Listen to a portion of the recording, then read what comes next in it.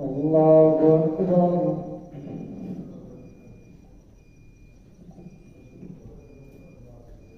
الحمد لله رب العالمين الرحمن الرحيم مالك يوم الدين إياك نعبد وإياك نستعين اهدنا الصراط المستقيم صراط الذين أنعمت عليهم غير المغضوب عليهم ولا الضالين.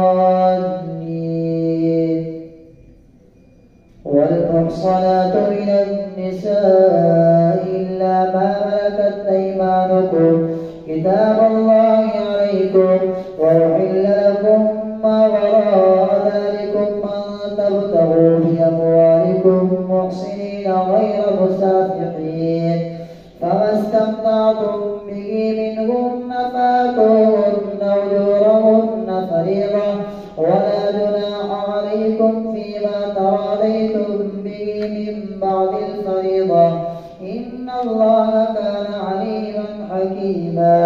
ومن لم يستطع منكم قولا أن ينكح المحصنات المؤمنات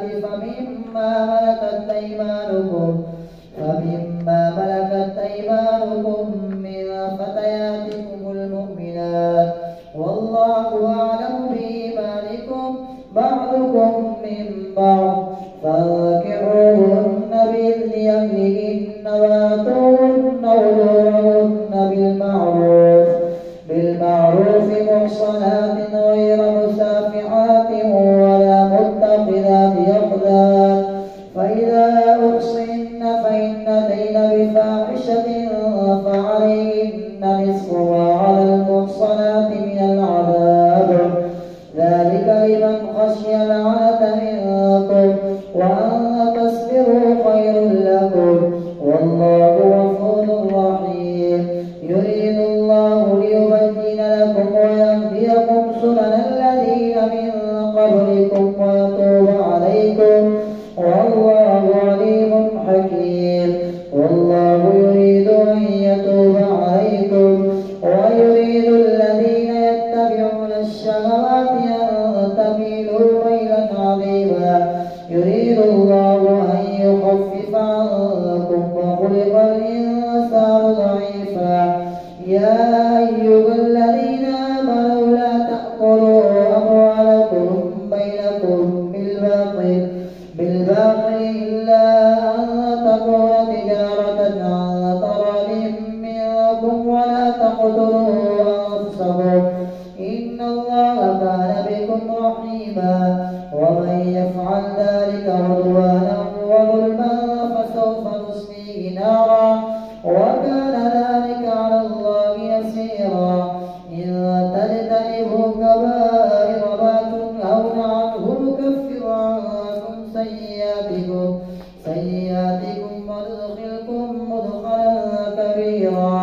ولا تتمنوا ما فضل الله به بعضكم على بعض للرجال نصيب مما اكتسبوا وللنساء نصيب مما اكتسبن واسألوا الله من فضله إن الله كان بكل شيء عليما. ولكل جعلنا موالي مما ترك الوالدان والأقربون والذين عقدت أيمانكم فآتوهم نصيبهم إن الله كان على كل شيء شهيدا. الرجال قوامون على النساء بما فضل الله بعضهم على بعض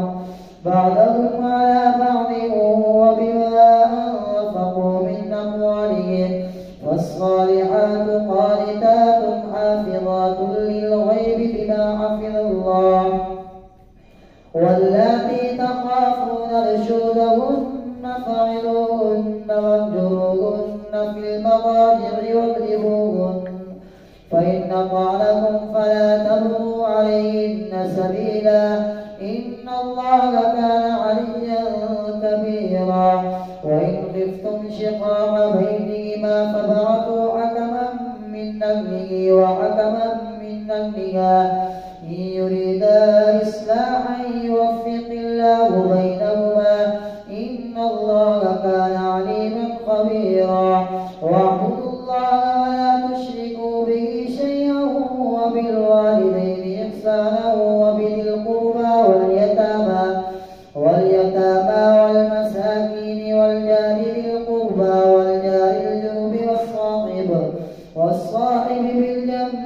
وابن السبيل وما ملكت أيمانكم إن الله لا يحب من كان مختالا فخورا الذين يبخلون ويأمرون الناس بالبخل ويكتمون ما آتاهم الله من فضله وأعتدنا للكافرين عذابا مهينا والذين ينفقون أموالهم رئاء الناس ولا يؤمنون بالله ولا باليوم الآخر ومن يكن الشيطان له قرينا فساء قرينا وماذا عليهم لو آمنوا بالله واليوم الآخر وأنفقوا مما رزقهم الله وكان الله بهم عليما إن الله لا يظلم مثقال ذرة وإن تك حسنة يضاعفها ويؤت من لدنه أجرا عظيما فكيف إذا جئنا من كل أمة بشهيد وجئنا بك على هؤلاء شهيدا يومئذ يود الذين كفروا وعصوا الرسول لو تسوى بهم الأرض ولا يكتمون الله حديثا يا أيها الذين آمنوا لا تقربوا الصلاة وأنتم سكارى حتى تعلموا ما تقولون ولا جنبا إلا عابري سبيل حتى تغتسلوا وإن كنتم مرضى أو على سفر أو جاء أحد منكم من الغائط أو لامستم النساء فلم تجدوا ماء فتيمموا صعيدا طيبا فامسحوا بوجوهكم وأيديكم إن الله كان عفوا غفورا ألم تر إلى الذين أوتوا نصيبا من الكتاب يشترون الضلالة ويريدون أن تضلوا السبيل والله أعلم بأعدائكم وكفى بالله وليا وكفى بالله نصيرا من الذين كادوا يحرفون الكلم عن مواضعه ويقولون سمعنا وعصينا واسمع غير مسمع وراعنا ليا بألسنتهم وطعنا في الدين ولو أنهم قالوا سمعنا وأطعنا واسمع وأطعنا لكان خيرا لهم وأقوم ولكن لعنهم الله بكفرهم فلا يؤمنون إلا قليلا يا أيها الذين أوتوا الكتاب آمنوا بما نزلنا مصدقا لما معكم من قبل أن نطمس وجوها فنردها على أدبارها أو نلعنهم كما لعنا أصحاب السبت وكان أمر الله مفعولا إن الله لا يغفر أن يشرك به ويغفر ما دون ذلك لمن يشاء ومن يشرك بالله فقد افترى إثما عظيما ألم تر إلى الذين يزكون أنفسهم بل الله يزكي من يشاء ولا يظلمون فتيلا انظر كيف يفترون على الله الكذب وكفى به إثما مبينا ألم تر إلى الذين أوتوا نصيبا من الكتاب يؤمنون بالجبت والطاغوت ويقولون للذين كفروا هؤلاء يهدى من الذين آمنوا سبيلا أولئك الذين لعنهم الله ومن يلعن الله فلن تجد له نصيرا أم لهم نصيب من الملك فإذا لا يؤتون الناس نقيرا أم يحسدون الناس على ما آتاهم الله من فضله فقد آتينا آل إبراهيم الكتاب والحكمة وآتيناهم ملكا عظيما فمنهم آمن به ومنهم من صد عنه وكفى بجهنم سعيرا. إن الذين كفروا بآياتنا سوف نصليهم نارا كلما نضجت جلودهم بدلناهم جلودا غيرها ليذوقوا العذاب إن الله كان عزيزا حكيما. والذين آمنوا وعملوا الصالحات سندخلهم جنات تجري من تحتها الأنهار خالدين فيها أبدا لهم فيها أزواج مطهرة وندخلهم ظلا ظليلا. إن الله يأمركم أن تؤدوا الأمانات إلى أهلها وإذا حكمتم بين الناس أن تحكموا بالعدل إن الله نعم ما يعظكم به إن الله كان سميعا بصيرا. يا أيها الذين آمنوا أطيعوا الله وأطيعوا الرسول وأولي الأمر منكم فإن تنازعتم في شيء فردوه إلى الله والرسول إن كنتم تؤمنون بالله واليوم الآخر ذلك خير وأحسن تأويلا. الله أكبر.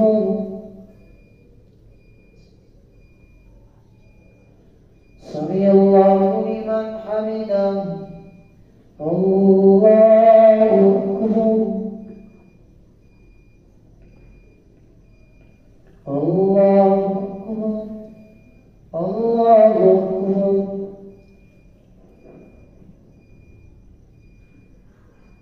الله أكبر. الحمد لله رب العالمين الرحمن الرحيم مالك يوم الدين إياك نعبد وإياك نستعين اهدنا الصراط المستقيم صراط الذين أنعمت عليهم غير المغضوب عليهم ولا الضالين.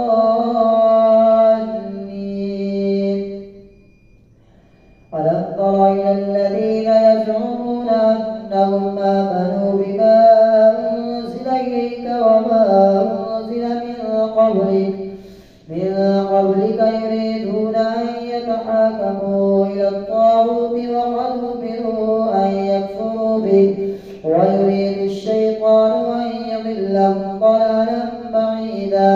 وإذا قيل لهم تعالوا إلى ما أنزل الله وإلى الرسول رأيت المنافقين يصدون عنك صدودا. فكيف إذا أصابتهم مصيبة بما قدمت أيديهم ثم جاءوك يحلفون بالله إن أردنا إلا إحسانا وتوفيقا. أولئك الذين يعلم الله ما في قلوبهم فأعرض عنهم وعظهم وقل لهم في أنفسهم قولا بليغا. وما أرسلنا من رسول إلا ليطاع بإذن الله ولو أنهم إذ ظلموا أنفسهم جاءوك فاستغفروا الله واستغفر لهم الرسول لوجدوا الله توابا رحيما. فلا وربك لا يؤمنون حتى يحكموك فيما شجر بينهم ثم لا يجدوا في أنفسهم حرجا مما قضيت ويسلموا تسليما. ولو أنا كتبنا عليهم أن اقتلوا أنفسكم أن اخرجوا من دياركم ما فعلوا إلا قليل منهم ولو أنهم فعلوا ما يوعظون به لكان خيرا لهم وأشد تثبيتا. وإذا لآتيناهم من لدنا أجرا عظيما ولهديناهم صراطا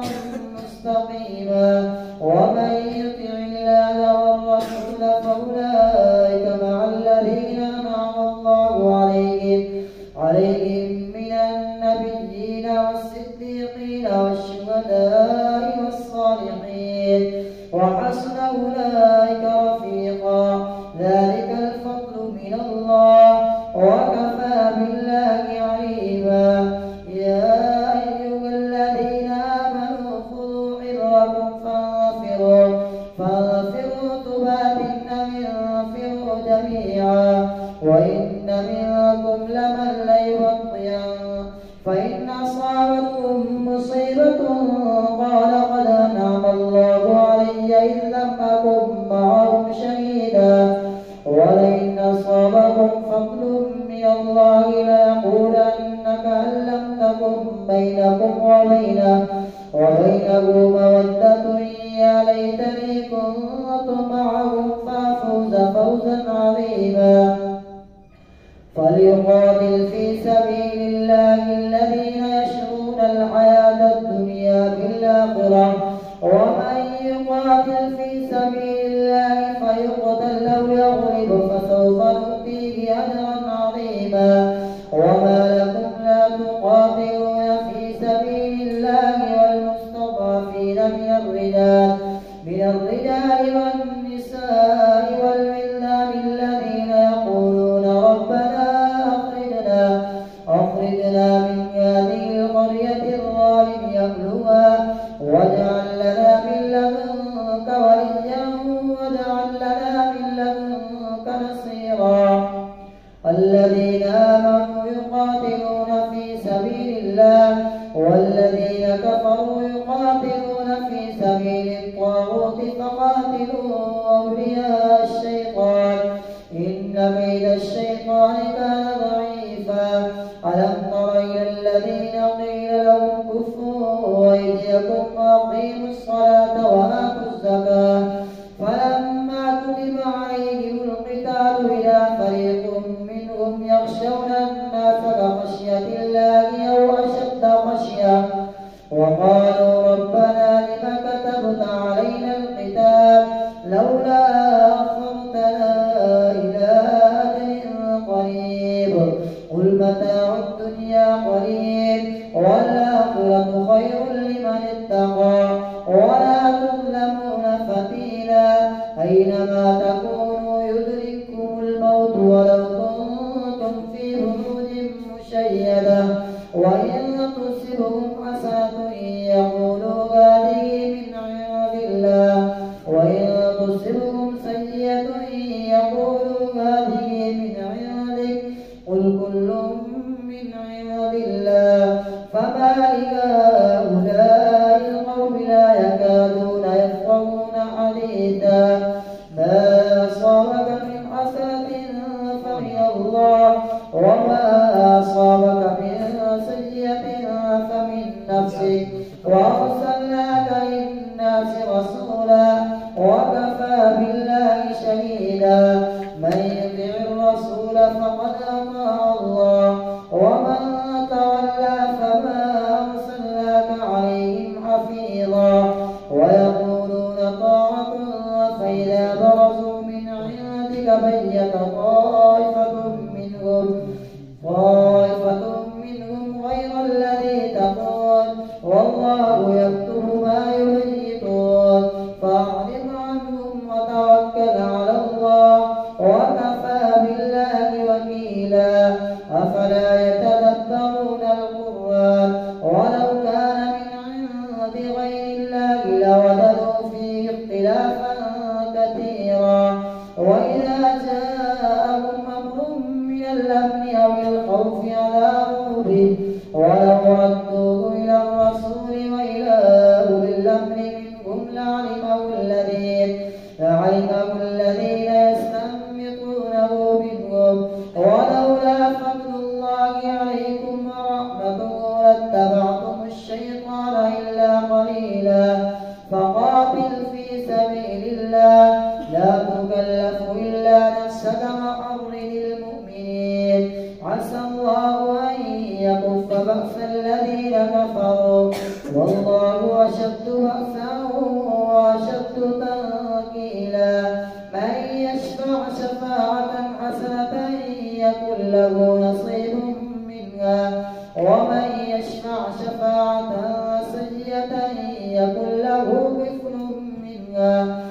وكان الله على كل شيء مقيتا. وإذا حييتم بتحية فحيوا بأحسن منها أو ردوها إن الله كان على كل شيء حسيبا. الله لا إله إلا هو ليجمعنكم إلى يوم القيامة لا ريب فيه ومن أصدق من الله حديثا.